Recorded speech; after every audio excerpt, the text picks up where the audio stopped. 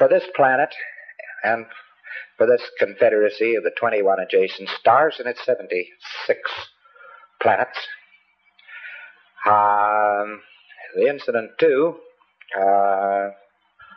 it is a very long, involved, and complex incident. It's about 36 days. It starts out normally with a capture, some kind or another.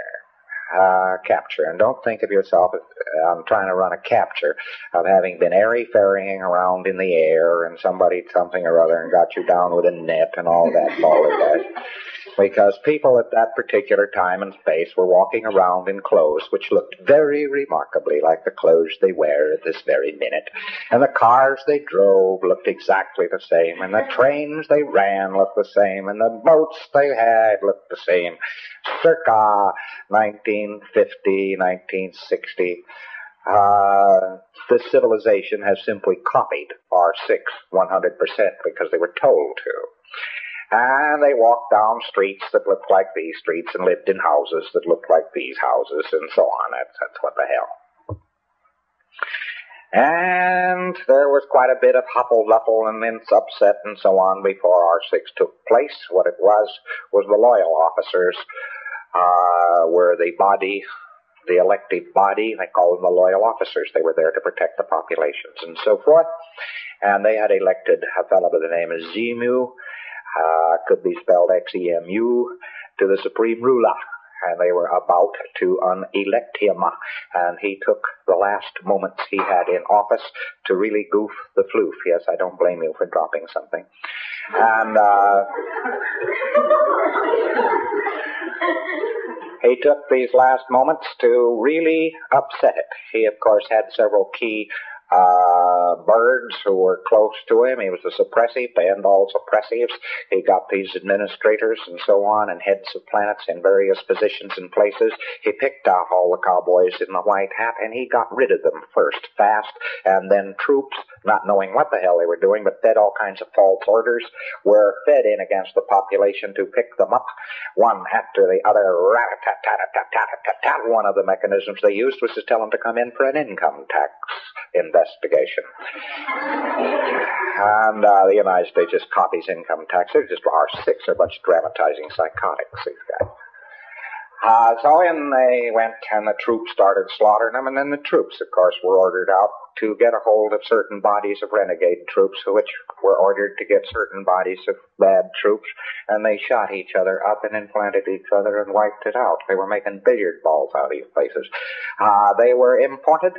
They were actually, the trick was to shoot somebody, disable somebody, very often a needle into a lung, and at the same time to hit him with frozen alcohol and glycol, which preparation is guaranteed to pick up a Thetan. All he had to do was pick him up and put him in a refrigerator, and they had him, boy. Because he tried to exteriorize from the body, there he was, frozen. And they threw him into collection points, boxed them up in boxes, threw them into space planes, which are the exact DC-8s. The DC-8 airplane is the exact copy of the space plane of that day. And no difference, except the DC-8 had fans, propellers on it, and the space plane didn't. And they threw them into refrigerated units and so on, in view of the fact that Einstein was absolutely right. No man can't go faster than the speed of sound. What a lot of, or speed of light, which is a bunch of balderdash.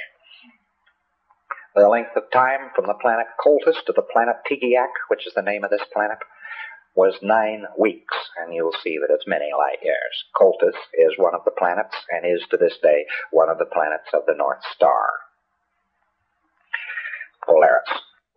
And people were ferried in here by the billions and the billions and the billions, and they were ferried in here with boxes, and they were put in boxes and stacked around. And the people who were on this planet already just caught it in the teeth. They weren't bothered. Nobody bothered to pick them up. They just shot their administrators from guns and shot their control points out. And they took these people in boxes and so forth, and they dumped them, and then they set off hydrogen bombs on the top of each primary volcano there is on this particular planet. And when they blew up, it blew the Thetans into the air, and after the bomb, an electronic ribbon, which also was a type of standing wave, was erected over the area. The tremendous winds of the planet blew every Thetan there was straight into those particular vacuum zones which had been created. These were brought down, packed up, and put in front of projection machines, which with sound and color pictures first gave them the implant which you know as clearing course, and then a whole track implanted which you know as OT2.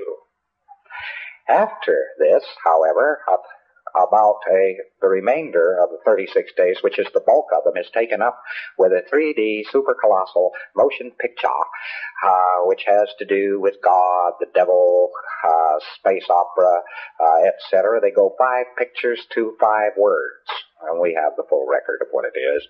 And it goes on for about 36 days, and then these poor bastards were let wander out. They were then boxed up again, and the boxes were mixed, so that there were 2 assembly areas. One was Las Palmas and the other was Hawaii.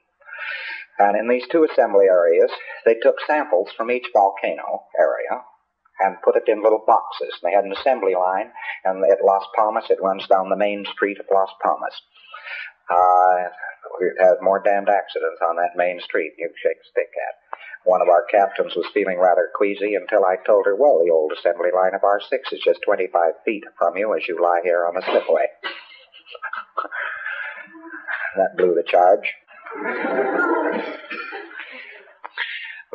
The towns that were left and so on were just battered into ruins, where you had the renegades that had been hired and so on, and the administrators that had been loyal to Xenu were still trying to hold out.